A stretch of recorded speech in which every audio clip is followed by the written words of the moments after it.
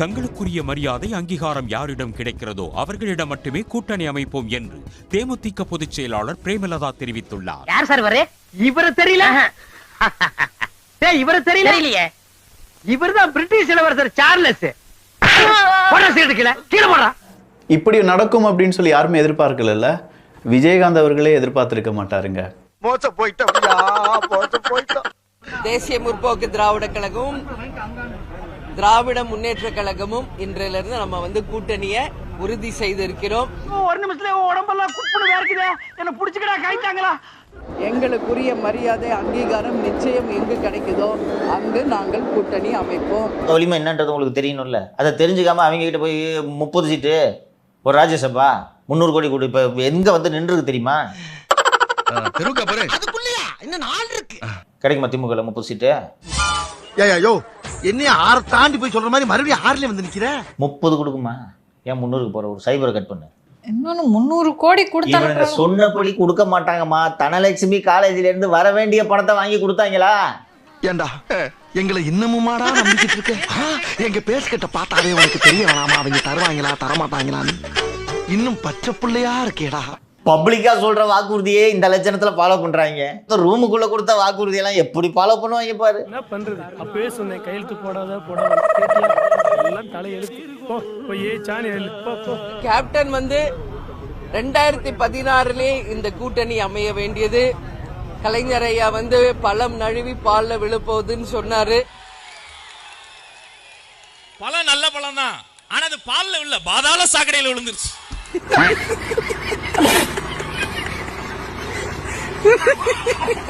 உண்மையிலேங்க தமிழ் திரையுலகில் அனைவருக்கும் நிறைய உணவு போட்ட அன்னதான பிரபுனா மதிப்பிற்குரிய புரட்சி கலைஞர் கேப்டன் அவர்கள் ஒருவர் தான் மனுஷன்.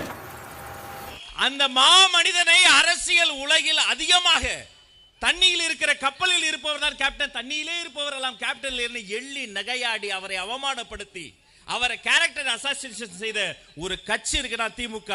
அதை வேற ஞாபகப்படுத்திட்டீங்க. நெஞ்சமெல்லாம் பொண்ணு அறக்கு தம்பி, மறக்க முடியல. நேத்து முந்தானது ஒருத்தன் கட்சி ஆரம்பிச்சுட்டு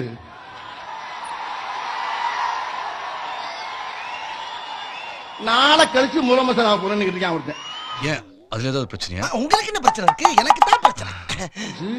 நான் முதலமைச்சர், நீ முதலமைச்சர்னா நான் பிரதமர். ஐயா தப்பா நினைச்சுக்கிறாங்க. நீ முதலமைச்சர்னா நான் பிரதமர். ஆசை வேணா இருக்கலாம், ஆனா அதுக்கு முகலட்சணம் வேணும் இல்ல. என்னடா சொல்றான்? ஆசை வேணா இருக்கலாம், அதுக்கு முகலட்சணம். ஆமா, வந்தவன் கூட சேர்ந்து ஜால்ரா அடிக்கிறியா? ஜால்ரா. நீ பிரதமர்னா நான் ஜனாதிபதி. ஆக்கள் இல்ல. ஐயா தப்பா நினைச்சுக்கிறாங்க. உனக்கு என்னப்பா, நீ பைத்தியம். நீ என்ன வேணாலும் பேசலாம். நீ முதலமைச்சர்னா நான் பிரதமர். நீ பிரதமர் சொன்னா நான் ஜனாதிபதி. நீ ஜனாதிபதி சொன்னா நான் ஒபாமா. என்னென்ன சொல்றான் பாருங்க. கம்பி கட்டுற கதையெல்லாம் எடுத்து போடுறான். அவர் எதிர்த்து நிக்க போறேன்னு சொன்னீங்களே, நிக்க போறீங்களா? ஒரு மேடையில ஏறினாவே சரியா உன்னால நிக்க முடியலையே. இந்த ஆளை போய் நான் ஏத்துனா எனக்கு தாங்க கேவலம். அவரை எப்படியாவது அழிச்சிடணும், அவருக்கு குடிகார பட்டத்தை கட்டிடணும், அவர் ஒரு ஆபாசவாதி, கெட்ட வார்த்தை பேசுவார் அப்படின்னு சொல்லி அவருடைய கேரக்டர் அசாசினேட் பண்ணிடணும். இதுக்காக களமிறக்கப்பட்டவன் தான் வடிவேலு அப்படிங்கிறதும். அவனுடைய வாழ்க்கை இப்ப இல்லாம போனது அப்படிங்கிறதும் தமிழக மக்கள் யாருமே வடிவேலெல்லாம் அவ்வளவு ஈஸியா மன்னிச்சிட மாட்டாங்க. என்னதான் அவர் சிரிக்க வச்சிருந்தாலும் அதன் பிறகு விஜயகாந்த் அவர்களை கொச்சையா பேசினதுல இருந்து வடிவேலு அப்படிங்கிற மேல ஒரு நம்பிக்கையும் ஒரு மரியாதையே இல்லாம போயிடுச்சுன்னு வச்சுக்கோங்களேன்.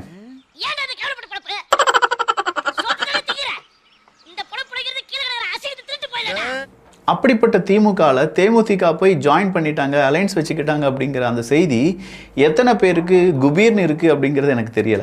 எனக்கு வருத்தம்பா, எனக்கு ரொம்ப வருத்தம். இத்தனை நாள் என் கூட பழகிட்டு இப்படி பண்றீங்க, அசிங்கமா இருக்குடா. பட் கண்டிப்பா கேப்டன் அவர்களுடைய ஆத்மா இதை மன்னிக்குமா அப்படிங்கிற ஒரு கேள்வியுடன் ஏகப்பட்ட பேர் அவங்களுடைய கருத்துக்களை பதிவு பண்ணிட்டு வராங்க.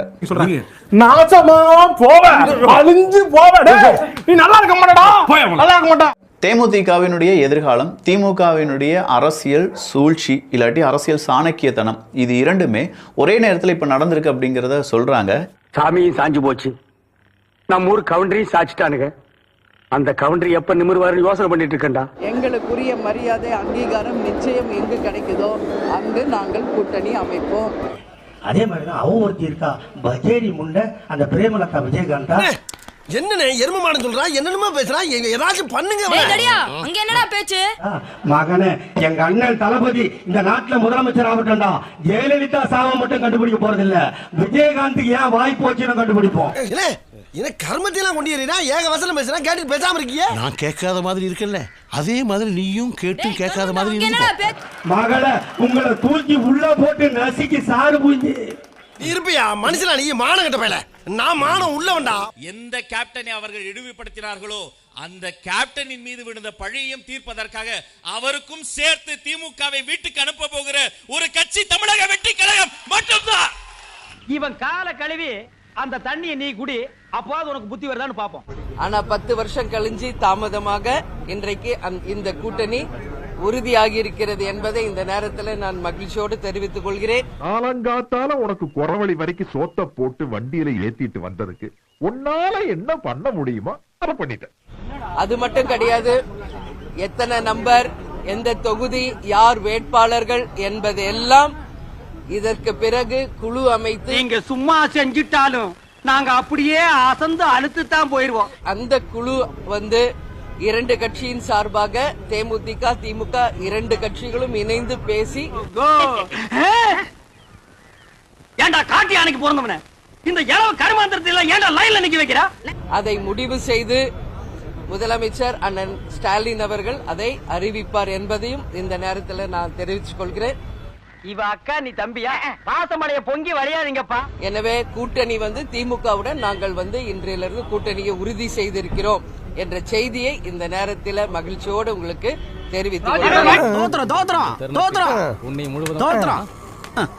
எங்க எம்டி சார் கஷ்டப்பட்டு ஜெயிச்சிருவோம்ன்றாரு, நீ என்னடா தோத்துறோம்ன்ற. நான் வந்து சொல்றேன்னா இன்னைக்கு வந்து திமுகவுடன் தேமுதிக முதல் முறையாக நாங்க கூட்டணி அமைத்திருக்கிறோம். ஆனா என்ன பிரயோஜனம்? அம்மன் ஜல்லிக்கு பிரயோஜனம்டா. இது ஒட்டுமொத்த தமிழக மக்களும் சரி, 2 கழகத்தை சேர்ந்தவர்களும் கூட்டணி கட்சியை சேர்ந்த அனைவரும் மிக சந்தோஷத்தோடு இந்த கூட்டணியை வரவேற்றிருக்காங்க.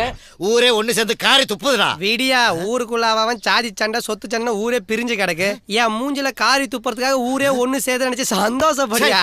அதனால இந்த கூட்டணி 200+ பெற்று வெற்றி பெற்று அமோக வெற்றி பெறும் என்பதை இந்த நேரத்தில் நான் உறுதியாக சொல்கிறேன். ஏண்டா கனவா இருந்தாலும் ஒரு நியாயம் வேணாமாடா? மாநிலங்களவை தேர்தலுக்கான அறிவிப்பு இன்னைக்கு நீங்க ராஜ்யசபா கொடுக்கணும் இல்ல, எல்லாமே வந்து திமுகவின் தலைமையில் அண்ணன் ஸ்டாலின் அவர்கள் அதை அறிவிப்பார். அப்புறம் என்ன நீங்க வந்த மூஞ்சில பூரா விட்டுருவேன்.